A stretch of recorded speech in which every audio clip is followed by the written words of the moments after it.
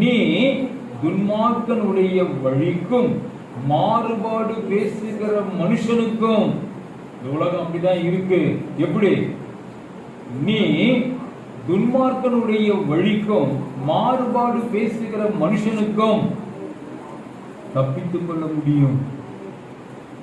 நிறைய காரியங்கள் சொல்லப்பட்டிருக்கு. அப்ப தேவனுக்கு நாம எப்படி இருக்கணும்? உண்மையாய் நல்லோசனை உன்னை பாதுகாக்கும், புத்தி உன்னை பாதுகாக்கும், காப்பாற்றும், உன்னை பாதுகாக்கும். ரெண்டும் ஆண்டவர் செய்வார். எப்பொழுது? நல் யோசனையில் இருக்கும் பொழுது.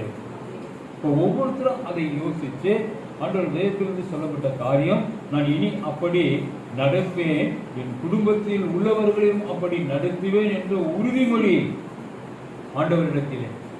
அப்படிப்பட்ட தாகம் இருந்தா தான் ஏசப்பாக்குள்ள நம்ம எப்படி இருக்கலாம்? ரொம்பவும் லகுவாய் அப்பாக்குள்ள நம்ம இருக்கிறோம். அப்பா எனக்குள்ள வாசனை செய்கிறார், அப்பாவும் மட்டும் நன்றியாண்டவர். ஏன்? அவர் சொல்லும்படி நான் கேட்டு கூடுமானவரை நடப்பேன்.